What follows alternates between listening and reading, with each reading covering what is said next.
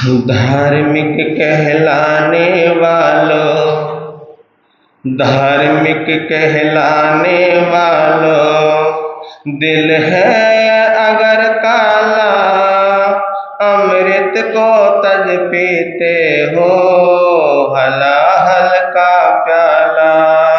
धार्मिक कहलाने वालों, धार्मिक कहलाने वालों, दिल है अगर काला, अमृत को तज पीते हो हलाहल का प्याला।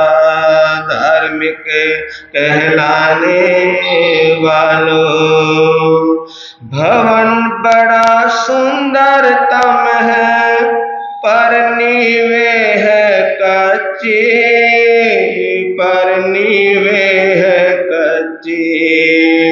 भवन बड़ा सुंदरतम है पर नींवें है कच्ची, पर नींवें है कच्ची। व्यापार चलेगा कब तक, व्यापार चलेगा कब तक, खातों में घोटाला, अमृत को तज पीते हो हलाहल का प्याला। धार्मिक कहलाने वालों, धार्मिक कहलाने वालों, दिल है अगर काला, अमृत को तज पीते हो हलाहल का प्याला। धार्मिक कहलाने वालों, विश्व शांति की बातें करते हो बड़ी बड़ी, करते हो बड़ी बड़ी। विश्व शांति की बातें करते हो बड़ी बड़ी, करते हो बड़ी बड़ी। मस्तक तनाव से भारी है, मस्तक तनाव से भारी है। अंतर में ज्वाला, अमृत को तज पीते हो हलाहल का प्याला। धार्मिक कहलाने वालों, धार्मिक कहलाने वालों, दिल है अगर काला, अमृत को तज पीते हो हलाहल का प्याला। धार्मिक कहलाने वालों, मन को बदलो बदलेगा इस जीवन का नक्शा, इस जीवन का नक्शा। मन को बदलो बदलेगा इस जीवन का नक्शा, इस जीवन का नक्शा। चाबी के बिना बताओ, चाबी के बिना बताओ, कैसे खोले ताला, अमृत को तज पीते हो हलाहल का प्याला। धार्मिक कहलाने वालों, धार्मिक कहलाने वालों, दिल है अगर काला, अमृत को तज पीते हो हलाहल का प्याला। धार्मिक कहलाने वालों, मन से बंधन मन से ही मिलता है मोक्ष सही, मिलता है मोक्ष सही।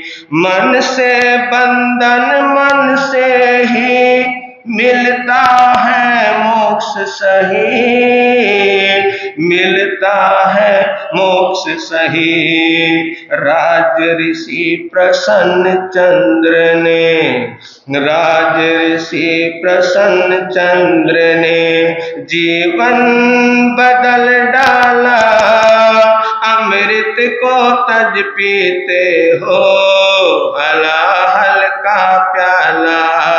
धार्मिक कहलाने वालों, धार्मिक कहलाने वालों, दिल है अगर काला, अमृत को तज पीते हो हलाहल का प्याला। धार्मिक कहलाने वालों, है बाल छवस्ता अच्छे, अभिमत मधुकर सबका, अभिमत मधुकर सबका। है बाल चमस्ता अच्छे, अभिमत मधुकर सबका, अभिमत मधुकर सबका।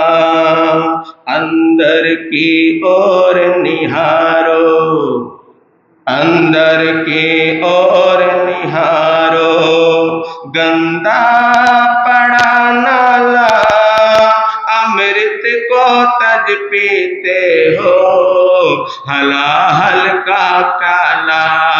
धार्मिक कहलाने, धार्मिक कहलाने वालों, दिल है अगर काला, अमृत को तज पीते हो हलाहल का प्याला।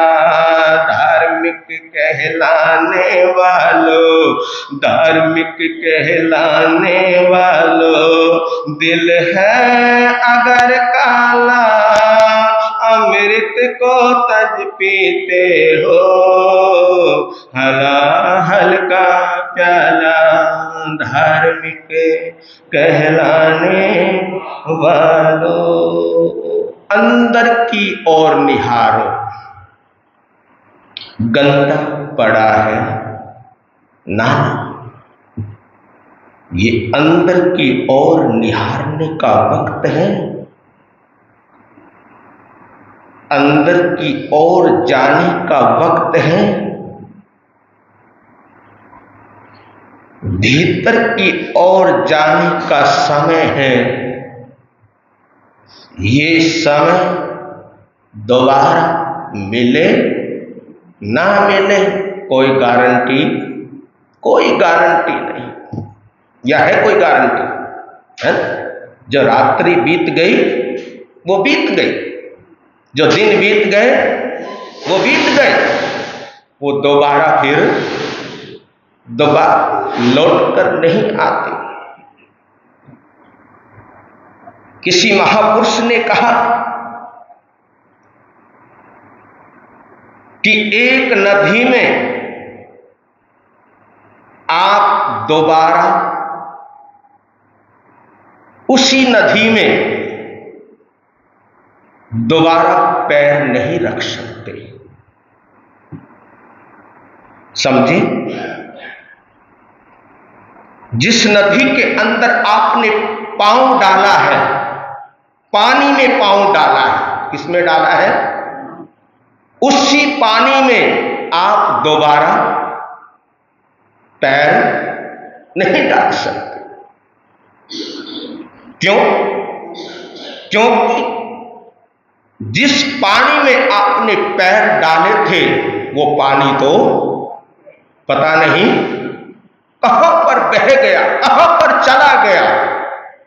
इसलिए कहते हैं कि जो बीत गया, जो चला गया, वो फिर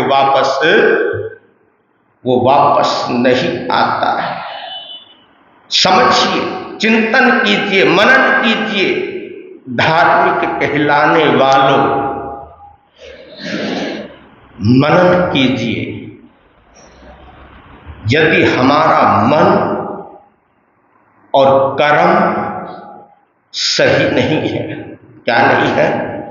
हमारा मन और हमारे कर्म अगर सही नहीं है तो बाहरी धार्मिकता कोई मायने कोई मायने नहीं रखती है। ये जो हमने बाहरी धार्मिकता जो ओढ़ रखी है, जिसको लेकर हम घूम रहे हैं, जो हम करते हैं, जो भी करते हैं, ये क्या है? ये एक बाहरी क्रिया है। क्या है ये? मुखवस्त्रिका लगाना, ये क्या है? ये एक बाहरी क्रिया है। लेकिन ये सब बाहरी क्रियाएं कोई मायने नहीं रखती है। कब तक? जब तक हमारा दिल क्या नहीं होगा, हमारा मन साफ नहीं होगा। अगर मन साफ है, दिल अगर हमारा साफ है, तो ये बाह्य क्रिया हमारी धर्म की क्रिया बन जाएगी। हम धार्मिक हो जाएंगे। धार्मिक होने की प्रक्रिया तो चल रही है, लेकिन धार्मिकता से ऊपर हम धर्मात्मा कब बनेंगे? कब बनेंगे हम धर्मात्मा से परमात्मा? जिस ध्येय के लिए, जिस लक्ष्य के लिए हमने क्या लिया है? जन्म लिया है। ये जो जन्म पाया, कब आएगी हमारे अंदर धार्मिकता? कब हम बनेंगे धर्मात्मा? और हम कब बनेंगे हम धर्मात्मा से परमात्मा? ये सोचने वाली बात है, चिंतन करने वाली बात है, मनन करने वाली बात है। बाह्य जो क्रियाएं हैं, ये कल्याण नहीं करने वाली। और ये बाह्य जो क्रिया है, ये बुरी भी नहीं है। हो सकता है ये जो बाह्य क्रिया है, या जो ये नकली क्रियाएं हैं जो हम आज कर रहे हैं, हो सकता है ये नकली क्रियाएं करते करते करते कभी असली भी हो जाए। कोई पता नहीं लगता। एक जगह पर मैं पढ़ रहा था, एक कोटेशन पढ़ रहा था। संत शास्त्रा पूज्य गुरुदेव श्री सुदर्शन लाल जी महाराज साहब, जिन्होंने दर्शन किए होंगे, उनके बड़ी महान विभूति हुई है। और दीक्षा लेने से पहले गांव के पास ही बड़ौद शहर में उनका चातुर्मास चल रहा था। ये लाभ मिला उनके दर्शन करने का, तो बड़ी ही महान विभूति हुई। वो बोलते हैं, वो कहते हैं कि अगर आज हम किसी लालच के वशीभूत होकर अगर हम धर्म स्थान में आ रहे हैं, किसमें आ रहे हैं?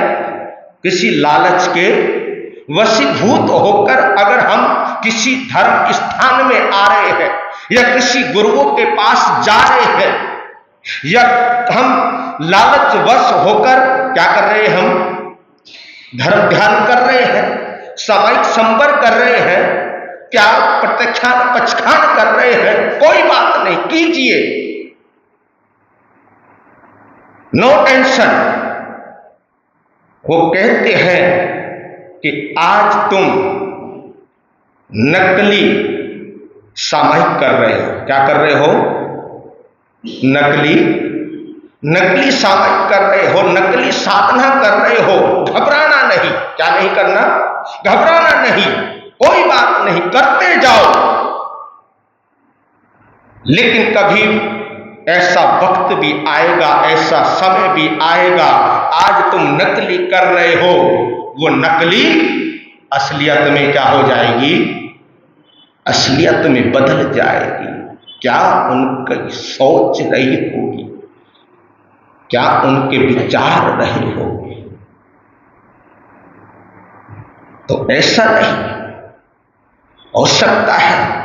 ये चीजें करते करते कभी हमारे भाव के अंदर क्या आ जाए, उच्चता, हमारे भाव के अंदर उच्चता आ जाए, हमारे भाव क्या हो जाए, हमारे भाव निर्मल हो जाए। लेकिन हमारे को ध्येय रखना है, हमारे को एक लक्ष्य रखना है कि हमने अपने भावों पर क्या करना है, अपने भावों पर निगरानी रखना है, अपने भावों को देखना है, अपने मन को देखना है कि हमारा मन कहां पर ठहरा हुआ है, हमारे मन के अंदर है क्या, हमारे मन के अंदर क्या चल रहा है। कहीं हमारा मन कर तो मैं धर्म रहा हूं, लेकिन कहीं ऐसा तो नहीं है मेरे मन के अंदर और मलिनता बढ़ती ही जा रही है। अरे धर्म का फल तो वो होता है कि सामायिक का फल तो वो होता है, सामायिक का फल तो, साधना का फल तो वो होता है कि सामायिक करते करते, साधना करते करते हमारा मन भी क्या हो जाए, हमारा मन भी पवित्र होता चला जाए।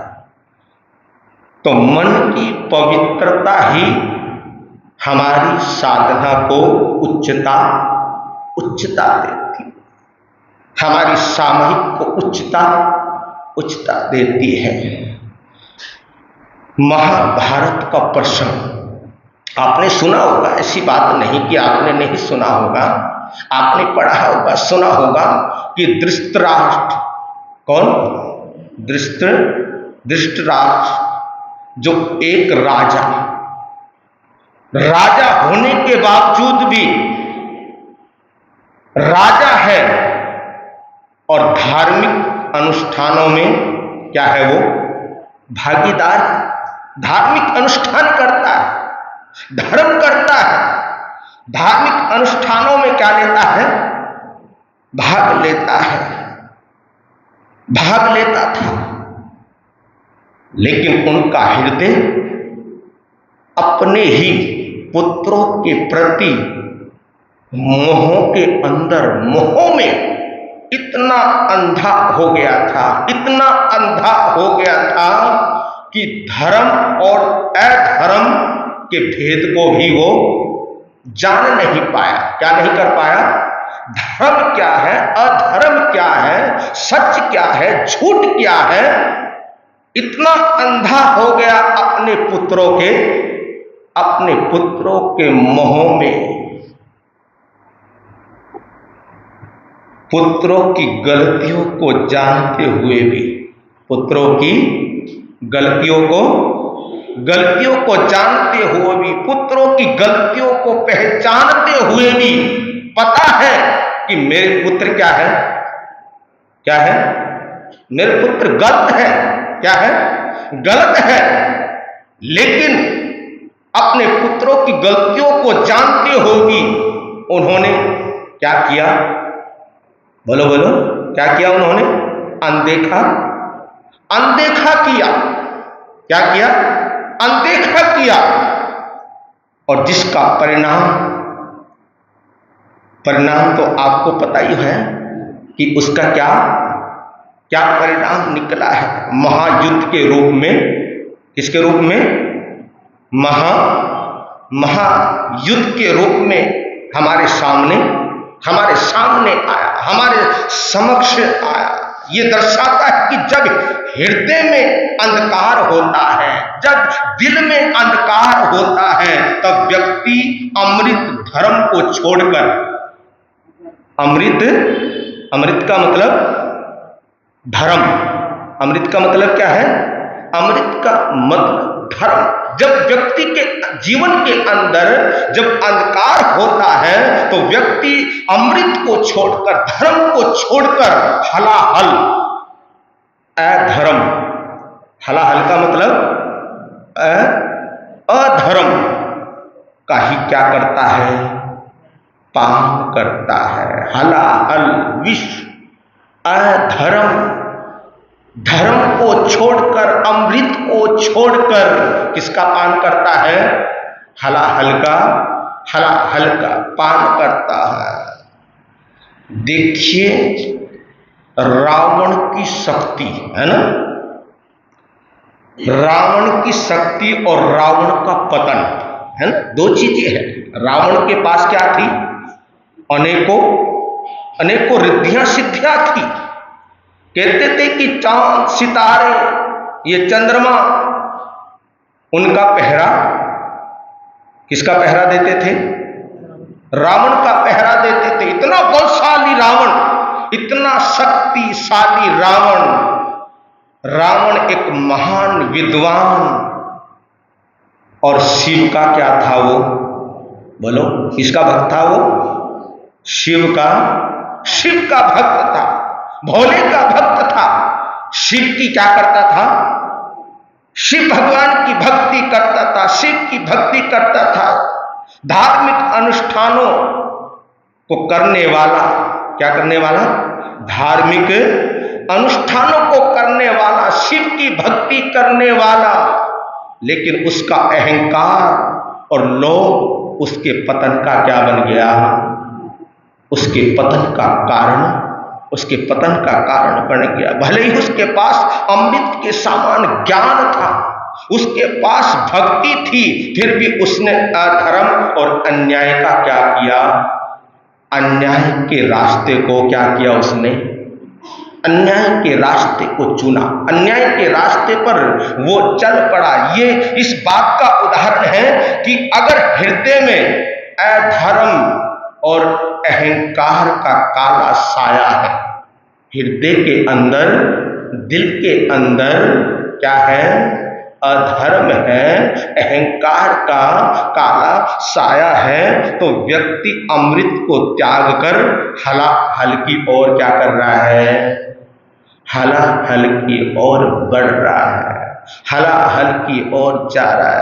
धर्म का असली मतलब है क्या? क्यों जी? धर्म कहते किसको है? धर्म का असली अर्थ है क्या? धर्म का असली मतलब क्या है? तो कहते हैं कि हृदय की शुद्धता। किसकी? हृदय की शुद्धता, विचारों की पवित्रता।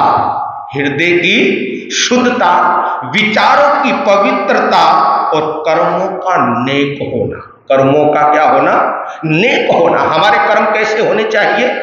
हमारे कर्म अच्छे होने चाहिए। जब हृदय के अंदर शुद्धता होती है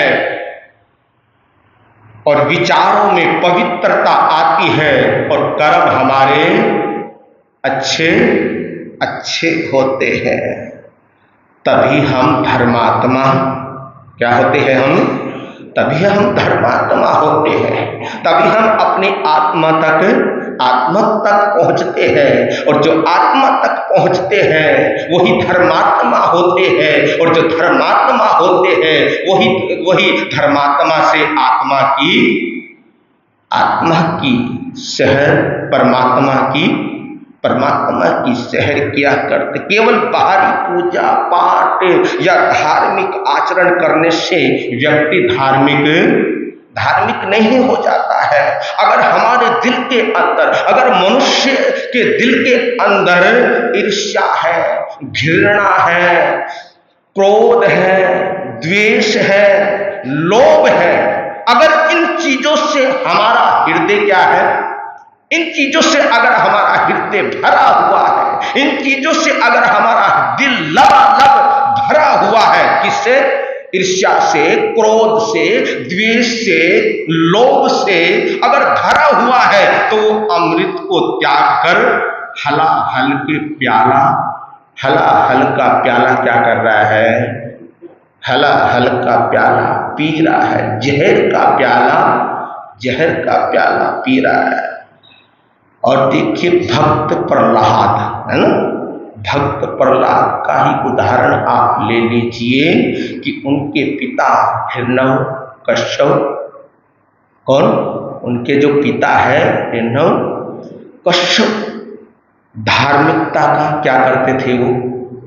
ये सुना होगा आपने, पढ़ा होगा कि उनके जो पिता थे, किसके? प्रहलाद के जो पिता थे, वो धार्मिकता का क्या करते थे? धार्मिकता का ढोंग करते थे। क्या करते थे? वो धर्म करते थे, लेकिन बाहर कुछ और अंदर अंदर कुछ। और कभी कभी हमारे अंदर भी ये होता है, हम भी दिखावे के चक्कर में पड़ जाते हैं, दिखावे में लग जाते हैं, कई बार अंदर कुछ बाहर कुछ। तो ये जो दिखावापन है, जो ये बनावटीपन है, ये बनावटीपन हमारी आत्मा के कल्याण के अंदर रुकावट क्या कर देता है? रुकावट पैदा कर देता है। तो प्रहलाद का पिता धार्मिकता का क्या करता था? ढोंग करता था, लेकिन उसके मन में अपने ही पुत्र के प्रति क्या था? बोलो, अपने ही पुत्र के प्रति क्या था? द्वेष था, अहम था, अहंकार था। जबकि प्रहलाद ने सच्ची क्या की? प्रहलाद ने सच्ची उपासना की, सच्ची भक्ति की, सच्ची आराधना की और सच्चे धर्म का क्या किया? सत्य धर्म का अनुसरण किया, सत्य धर्म का पालन किया। पिता ने अमृत स्वरूप सत्य और धर्म को छोड़कर विष स्वरूप अधर्म का क्या किया? अधर्म का अनुसरण किया, अधर्म को उन्होंने अपनाया। तो धर्म केवल बाहरी वस्तु नहीं है, धर्म केवल क्या नहीं है? धर्म केवल बाहरी, कोई बाहरी वस्तु नहीं होती है, बल्कि धर्म तो अंतःकरण। क्या? धर्म तो अंतःकरण, भीतर, अंदर, अंतःकरण की क्या है? अंतःकरण की स्थिति होती है। अगर दिल में बुराई है, क्या है? अगर दिल के अंदर बुराई है, नकारात्मकता भरी है, तो कोई कितना भी धार्मिक कर्म हम कर ले, तो वो विष का ही क्या कर रहा है? वो विष का ही पान कर रहा है। वो हलाहल का ही क्या कर रहा है? हलाहल का ही पान कर रहा है। वो अधर्म ही कर रहा है, वो धर्म नहीं कर रहा है। तो धार्मिकता का वास्तविक जो अर्थ है, धार्मिकता का जो वास्तविक जो स्वरूप है, जो अर्थ है, वो क्या है? हृदय की शुद्धता। किसकी? हृदय की शुद्धता और सही दिशा में कर्म। क्या करना? सही दिशा में क्या करना? कर्म। हृदय की शुद्धता और सही दिशा में कर्म। अगर हम अपने दिल में सच्चाई लेकर चलते हैं, क्या लेकर चलते हैं? अगर हम अपने दिल के अंदर सच्चाई, करुणा और प्रेम, मैत्री का अमृत रखते हैं, तो जीवन सुकून से क्या हो जाता है?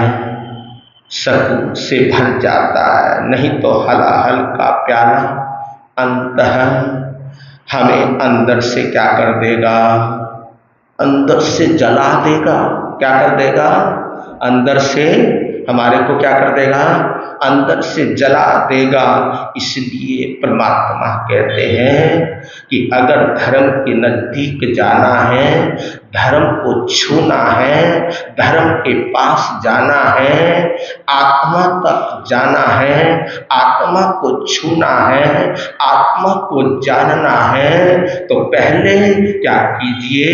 अपने अंदर शुद्धता लेकर आइए, अपने अंदर पवित्रता लेकर आइए। तो मैत्री की राह पर चलने की कला हम क्या कर रहे हैं? मैत्री की राह पर चलने की कला हम सीख रहे हैं। ये भगवान के सूत्र है, परमात्मा के सूत्र है, ये जिन वाणी है। और जिन वाणी कभी आदमी को भटकाती नहीं है। जिन वाणी कभी अंधकार की ओर नहीं ले जाती है। जिन वाणी तो प्रकाश की ओर ही ले जाया करती है। तो प्रेम की पगडंडी पर चलकर जो आनंद मिलता है, इसकी जो प्रेम की जो पगडंडी होती है, मैत्री की जो पगडंडी होती है, वो पगडंडी पर जो चलता है उसको आनंद मिला करता है।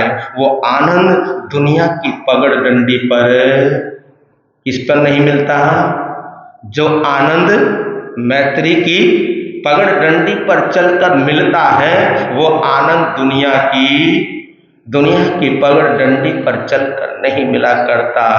दुनिया वाले आपको धोखा दे सकते हैं, दुनिया वाले आपको धोखे में रख सकते हैं, दुनिया वाले आपको क्या कर सकते हैं, धोखे में डाल सकते हैं। पर प्रेम की जो पगडंडी होती है, मैत्री की जो पगडंडी होती है, प्रेम की पगडंडी पर चलकर उस परम पिता परमात्मा से हम क्या कर सकते हैं, साक्षात कर सकते हैं। वो ताकत है किसमें, प्रेम के अंदर, वो ताकत है मैत्री भाव के अंदर। जब अंदर मैत्री ही आती है, मैत्री अंदर जब होती है, तो समझ लीजिए हम परमात्मा के क्या होते हैं, परमात्मा के नजदीक होते हैं, परमात्मा से साक्षात्कार हो जाता है। दुनिया के लिए तो बहुत दौड़े हैं, किसके लिए, हम दुनिया के लिए तो बहुत दौड़े हैं। अब परमात्मा से भी मिलने की क्या कर लो, परमात्मा से मिलने की भी दौड़ लगा लो। उस पगडंडी पर चलने के बाद वो मिलेगा आपको जिसे पाने के बाद कोई इच्छा ही नहीं रहती, कोई तमन्ना ही नहीं रहती। क्योंकि उस परम आनंद का दीदार ऐसा ही होता है। मैत्री के पथ का राहगीर बनना है तो आत्मज्ञानी तो हमारे को होना पड़ेगा। आत्मज्ञानी तो हमारे को क्या करना पड़ेगा, आत्मज्ञानी तो हमारे को बनना पड़ेगा। क्योंकि आत्मज्ञान पाए बिना उस मैत्री का साक्षात्कार नहीं कर पाएंगे, जिसका स्वयं कृष्ण की बंसी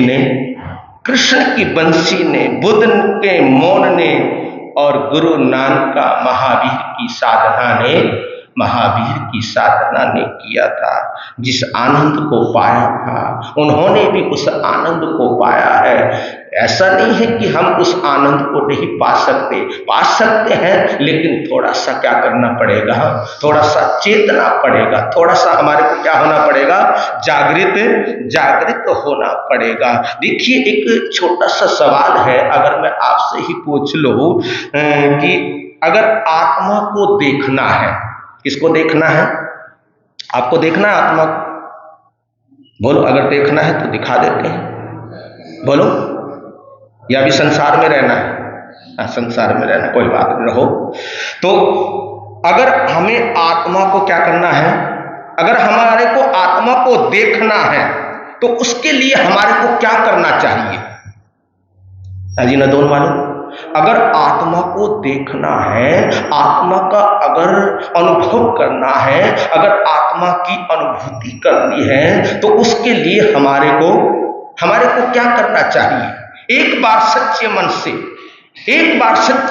सोचिए, एक बार सच्चे मन से चिंतन कीजिए, मनन कीजिए, और सच्चे मन से ही मैं आपको बतला रहा हूं, उस पर चलने का प्रयास कर लिया तो आत्मा की अनुभूति क्या हो जाएगी, आत्मा की अनुभूति अवश्य ही होगी। इसी राह से चलते चलते अनेक आत्माएं क्या, इसी रास्ते पर चलते चलते, इसी राह पर चलते चलते अनेक आत्माएं परमात्मा, बोलो, अनेक आत्माएं परमात्मा हो गई, अनेक आत्माएं परमात्मा बनी है, बन चुकी है। अनेक आत्माएं शिव बनी है, परमात्मा बनी है, भगवान बनी है। हम नहीं बन पाए तो हमारे अंदर ये क्या है, कोई ना कोई कमजोरी तो होगी, कोई ना कोई ये मानसिक दुर्बलता होगी, जिसकी वजह से हम क्या नहीं बन पाए, हम परमात्मा नहीं बन पाए। ये कमजोरी होती है, क्या है ये कमजोरी है। और ये कमजोरी ही हमारे को धर्म से क्या कर देती है, आत्मा से क्या कर देती है, परमात्मा से क्या कर देती है, दूर कर देती है। ये हमारी कमजोरी है। एक बार उसकी याद में तड़प कर तो देखिए, किसकी याद में, परमात्मा की, एक बार उसकी याद में तड़प कर तो देखो, दिल से बेचैन होकर तो देखो, दिल से हृदय से बेचैन होकर तो देखो। अगर तुमको चैन ना मिल जाए तो देख लेना, तुम्हारे अंदर सुकून ना आ जाए, तुम्हारे अंदर आनंद ना आ जाए। तो मैं आपको बतला रहा था कि आत्मा को अगर देखना है, आत्मा का अगर अनुभव करना है, आत्मा की अगर अनुभूति करनी है तो हमारे को क्या करना पड़ेगा? अभी मैंने आपको बतलाया था, इतनी जल्दी आप भूल गए। मन को निर्मल करना होगा। किसको? मन को निर्मल करना होगा, तभी आत्मा की क्या हो सकती है? आत्मा की अनुभूति हो सकती है। जो हमारे मन के अंदर जो कालुष्य है, जो कालस्य है, उस कालुष्य को क्या करना पड़ेगा? उस कालुष्य को हटाना पड़ेगा और अपने अंदर सरलता को अपनाना पड़ेगा। इसको, कालुष्य को, मन को निर्मल बनाना पड़ेगा और अपने अंदर किसको? सरलता को अपनाना होगा। जिस दिन भी निर्मल, सरल, पवित्र हो गए, मन में छोटी सी भी, अगर हमारे मन के अंदर छोटी सी भी छल कपट की रेखा नहीं रहेगी, तो उसी दिन हमारे को अनुभव हो जाएगा। क्या हो जाएगा? अनुभव हो जाएगा। तो ये पवित्रता हम सबके अंदर आए, इन्हीं शुभकामनाओं के साथ। वीर नाम के हीर मोती, गुरु नाम के हीर मोती, मैं बिकराऊं गली गली। ले लो कोई राम का प्यार, शोर मचाऊं गली गली। ले लो कोई गुरु का प्यारा, शोर मचाऊं गली गली। आज का नियम रहेगा कि जब भी कुछ खाओ, ओम नमो अरिहंताणम, और खाने के बाद ओम नमो सिद्धाणम, है ना? ओम नमो अरिहंताणम, खाने से पहले ओम नमो अरिहंताणम, खाने के बाद ओम नमो सिद्धाणम। देवपुत्र की बहुत